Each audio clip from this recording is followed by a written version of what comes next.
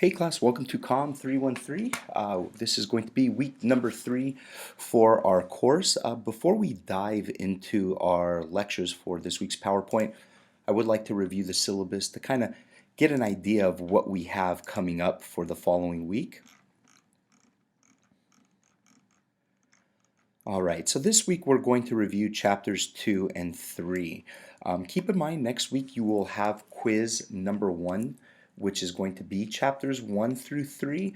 That will be live on September 19th at 12 o'clock p.m. and you will have until the end of the week to complete it, which is the night before week 5, which you can see here, September 25th at 11:55 p.m. So you will be able to complete your quiz during that entire week. I will talk about it in next week's video lecture. So before you take the quiz next week during week 4, just make sure to watch the video lecture. That way you can have an idea of how I prepared the quiz, knowing what kind of questions are on there. They will be all true, false, and multiple choice questions. This week we will be reviewing chapter 2 and 3. You won't have any work or any items due for this week. So keep that in mind. All right, let's go ahead and begin. So click on lessons and you will see our week number 3 here. So this week you will need to watch the week 3 video lecture and read chapters 2 and 3. And again, I have both chapters 2 and chapter 3 PowerPoints located right here, and they will be here all semester for you to download. Alright, so let's go ahead and begin with chapter 2. So today we're going to talk about chapter 2, which gives you a little background about corporate communication and contemporary organizations. We're going to look at a few different items, but for the overview we're going to look at the historical development of communication, the strategic role of corporate communication, effective organization of communication, and changing definition, scope, and organization of communication and organizations. So let's take a look a little bit at the historical background. Let's look at early corporate communication. So it began at least 150 years ago, and it started in the Industrial Revolution from the 1930s.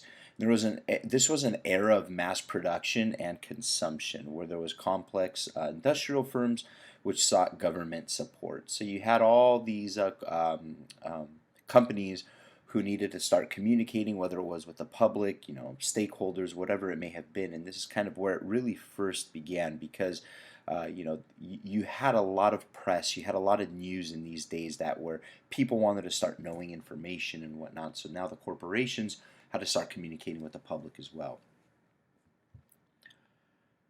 So activity based on publicity, promotions, and selling activity. So it's conducted by press agents, promoters, and propagandists. Publicity-seeking approach. So a lot of these organizations were looking to try to get publicity to really get their names out. And this is definitely a form of corporate communication, because you are trying to get that PR, that public relations, out to everybody. But in this day and age, when they were really trying to get this publicity, it was nothing compared to what it's like today. They were answerable to no government or watchdogs, and they played on gullible public who wanted to be entertained. Often so exaggerated it was lies. So you had a lot of this communication coming out of corporations, even with the news as well. And you really didn't have the government watching over them to make sure things were being done ethically and morally. So at the same time, they played on a gullible public who really just wanted to be entertained. People like reading far-fetched stories because it really grasped their interest. So let's take a look into the early 20th century. So we have our muckrackers. They're investigative journalists who expose scandals associated with power, capitalism, and government corruption, and they raise public awareness of unethical and harmful practices. The response to this was that large organizations hired writers and former journalists as spokespeople in pursuit of public approval.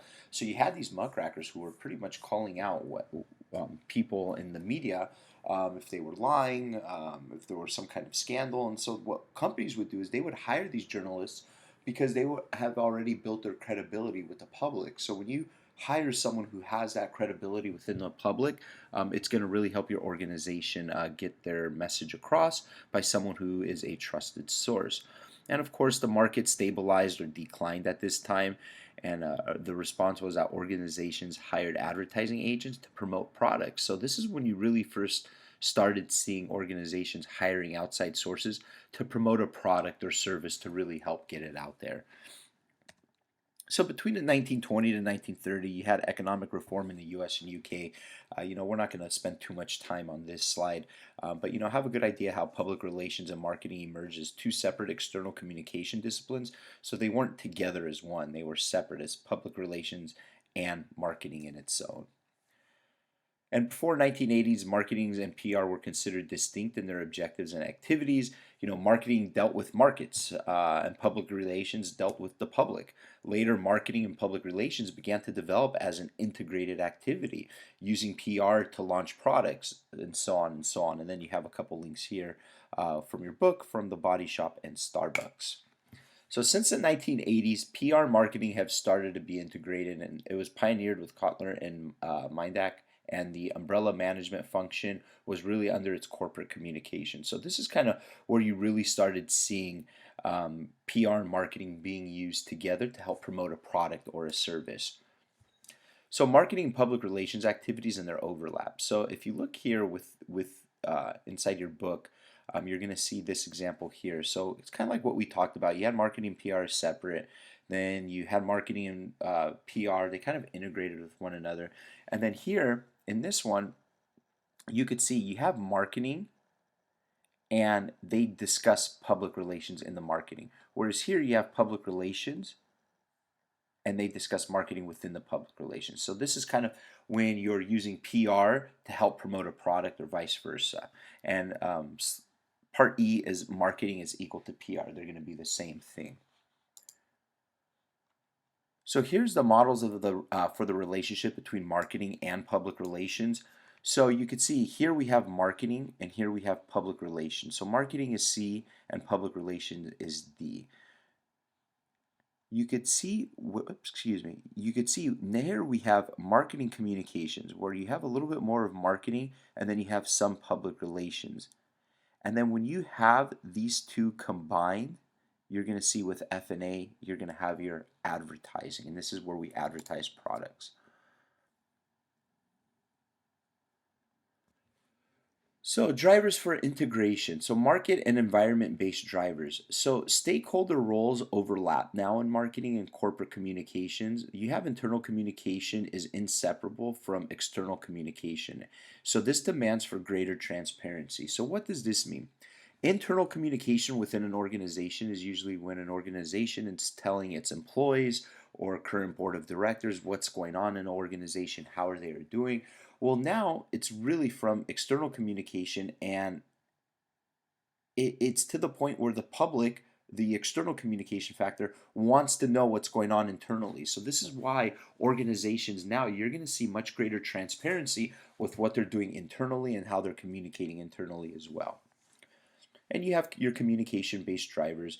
You have your greater amounts of message clutter, and there's increased message effectiveness through consistency and reinforcement of core messages. And of course, you have your media multiplication requires control of communication channels. How are they going to be communicating? And you have your organizational drivers, where now organizations are looking to have that improved efficiency. They're also being held of higher accountability, and they have provision of strategic direction and purpose through consolidation. So the organization of corporate communications, so disciplines, they were really distinct, complementary, and they were also integrated with one another. So here you can see corporate communication as an integrated framework for actually managing communication. So you have your corporate communication going from left to right. So you have your public affairs, the issues of management, investor relations, media relations, so on and so on. And you can see that all the corporate communication that occurs within one organization. And the organization of corporate communication with Siemens, if you've not heard of them, they are kind of think of them like Verizon, but they're pretty big in Europe and other parts of the world. So here's how it works. You have your director of corporate communication, and these people are their support. You have your market communications, your employee communications, media relations, and this is where everything falls under. So for corporate responsibility, this is where maybe you have coordinating CR programs or even corporate citizenship as well. So you can kind of see how this flows and how this chart works within corporate communication. So vertical structures, these are used by multi-divisional and multinational companies, and they divide each organization's primary tasks into smaller tasks and activities. And this is really something that really links to the CEO or senior management. And most senior corporate communication professional likely to have a seat at these executive boards. So if you do see the CC here, it's going to stand for corporate communication. Then, of course, you have your horizontal structures, and these allow professionals to respond fast to emergent issues, and they provide control and ensure really that consistent message gets across. So let's take a look at the mechanisms for the horizontal work. So there are a few things that you need to consider when you're looking at the multidisciplinary task or project team. These are things that you have to understand while moving forward in an organization. You need to make sure that these mechanisms for this horizontal work are actually working, such as council meetings or natural work team or task force team and so on. So council meetings, these are representatives from different communication disciplines, and they meet to discuss really the strategic issues for the core organization. So in this book, we're going to be discussing, if you see a council meeting, what that means is that it's really when you have representatives meeting to discuss strategies for the organization. And in addition, they provide the ideas for improved coordination between disciplines, and of course, allow personal relations worldwide to develop. So the communication guidelines, you have your agreed work procedures, who to contact if something happens, even formatting of messages as well. So keep that in mind for chapter 2. Now we're going to kind of start getting into a little bit more detail, and we're going to look at the corporate communication and changing media environment. We're in a digital age of technology right now where media is constantly changing, whether it's with social media or how journalists might communicate or even how corporations communicate with the public. With our changing media environment, there's a lot that's going to need to be understood for corporate communications. So in this chapter, we're going to categorize exactly what new media is. We're going to discuss challenges and opportunities around these tools and technologies. And we're going to outline practical benefits of social media and Web 2.0 technologies for corporate communications. So think of some what social media sites you can think of. We have so many out there, whether it's Facebook, Instagram, Twitter, and then who do organizations communicate with using social media? Usually, it's business to consumer (B2C). The businesses are reaching out to the consumers. So we have a shift from classic model of communication, where professionals lays with new channels. Now other sites are offering content on organizations. So it's not just the organization that's providing information about themselves, but you now have, with the emergence of social media and other digital technology, you have other people discussing these corporations. And employees become corporate communication professionals, whether if it's sharing corporate information or using email, blogs, and social networking. So the challenge with this is that managing and controlling the corporate message can be difficult to do.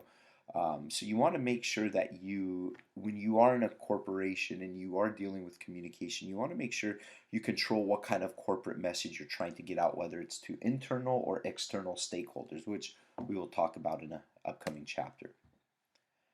So with opportunities, you do have new ways to reach engaged stakeholders, especially with social media. Now you're able to really reach out to people. You're even able to promote your organization or even be transparent by using social media, whether you're creating an update of something within the organization, posting it on the Facebook page.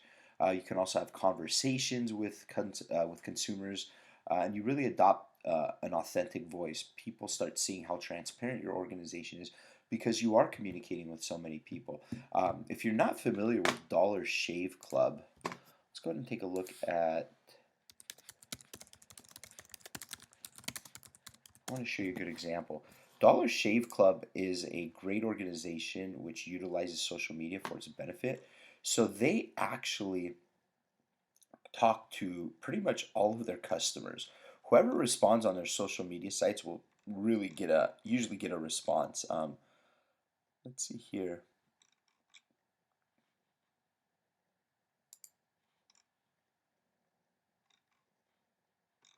Let's see if we have a commercial. Yeah, so you can see, they like to respond to their customers. They're really transparent in what they do, and they're actually pretty funny as well. So if you have some time and You want to take a look to see how they communicate it. You can really have a good understanding of what it takes to communicate with clients and customers.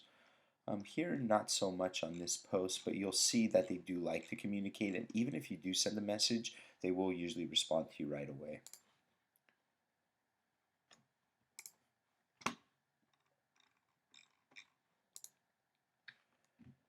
So the new media landscape now is a really big game changer for corporate communication. Now you have command and controlled models. So no longer about digital information consumption and break from the traditional message flows.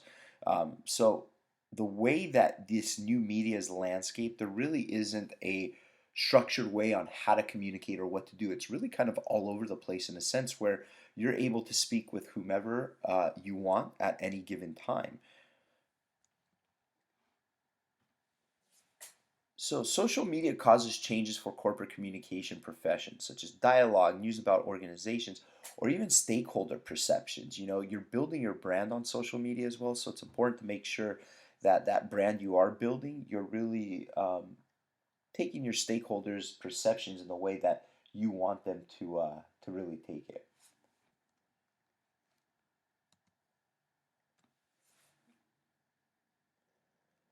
So the access. So 2/3 of the world's population has visited a blogging or networking site. So you can see that with the uh, growing of social media and the emergence of all this technology around the world, you can see quite a bit of people are getting access to social media and digital technology. So I do want to take a look at clarifying terms of exactly what social media is, which I'm sure you all know what it is, but let's take a look at the definition that the book discusses. It's a group of internet-based applications that build on the ideological and technological foundations of Web 2.0 and that allow for the creation and exchange of user-generated content. So Web 2.0, it's a general ideological and technological shift in the use of online technologies. So now with this new web of how we're able to communicate, people are really going to use this platform of social media to communicate with others. So what's the difference between the traditional and new media environment? So you can see here we have our column of traditional and new media. So let's take a look at the communication approach. So broadcasting. Stakeholders are as audiences receive messages from the organization in a controlled and planned manner. Whereas now you have crowdcasting. Stakeholders as participants produce or forward content about the organization. So you can see the difference in the jump of how it works between traditional media environment and now with our new media environment of all this digital technology. And you also have your difference between owned, paid, and earned media in an online setting. So let's take a look at the difference between owned, paid, and earned media. Let's take a look at examples. An example of owned media is like a website that a company may own. So going to dollarshaveclub.com, that's an example of owned media. Paid media is displayed ads, paid search, and sponsored links. So maybe if you're scrolling through Instagram or Facebook and you see Dollar Shave Club and right under their name it says sponsored, that means they're paying for this media to actually be showed. And then you have your earned media, such as like word of mouth or online character, buzz, or viral content. So maybe, Dollar Shave Club posts a funny commercial and they don't run any advertising or paid media for it, but it goes viral. That is going to be your earned media. So your classification of social media, this really kind of gives you your social media, your social presence and media richness, where you have low, medium, and high. So you have your, oops, let's go back. You have your, with your high side, this is like more of your virtual social world, such as Second Life. Medium is more of social networking sites, such as Facebook, and then blogs are more of your low social media richness. So blogs, you have over 175,000 new blogs being created daily, and they're really just something that's very easy to put together and just to start typing away. And you can all have your own blog, and depending on how successful your blog is, how much time you're going to put into it. Of course, corporate communication professionals must monitor and engage with influential bloggers, such as opinion leaders, industry analysts, or journalists. It's important for these corporations to communicate with them so they're all on the same page and they have a built a trusted relationship. So why maintain a corporate blog? So 73% of journalists use blogs when researching a story. And blogs create a personal connection with users as well. So when you do have a Blogspot corporation, it's really you're letting them kind of know, hey, this is our PR work. This is where we're going to be posting items, for the press, journalists, and so on. And you also have collaborative projects such as joint or simultaneous collaboration between individuals in an online setting, wikis such as users add, they remove or change text-based content, or even social bookmarking applications that allow these individuals to rate internet links and media content. So your most famous wiki is Wikipedia, which I'm sure you're all familiar with. Please don't ever use Wikipedia to source any of your school projects. So you have your social networking sites. We won't spend too much time on this, but I'm sure you guys are all familiar with Facebook, how to use it, and then of course your content communities, which your applications for sharing media content, whether it's text, photos, videos, or even PowerPoint. And then of course you have YouTube, where companies can set up a YouTube channel, record videos, and have followers on YouTube, which exactly how you're watching this video right now. And of course corporate challenges, you have issues around copywritten material. That can always be an issue if you're using someone else's content. Sharing corporate documents without permission, it's easier to do, and even though it's not allowed, some people still do it. And then you have your virtual social world, such as games like Second Life. This is where users adopt a really personal virtual ego, and they play out their life in games like this. And then, of course, your virtual game world, such as online role playing and games. And with our conclusions, you do have things you need to consider. There's always new challenges and opportunities. It brings a new model to corporate communication, not just online, and you have these new platforms for conversations and engagement. All right, guys, well, that's it for this week. I want to thank you all for watching this week's video lecture on chapters 2 and 3. Again, you don't have any items due for this week, but if you have any questions whatsoever, please feel free to reach out and contact me. Thanks, guys. Take care.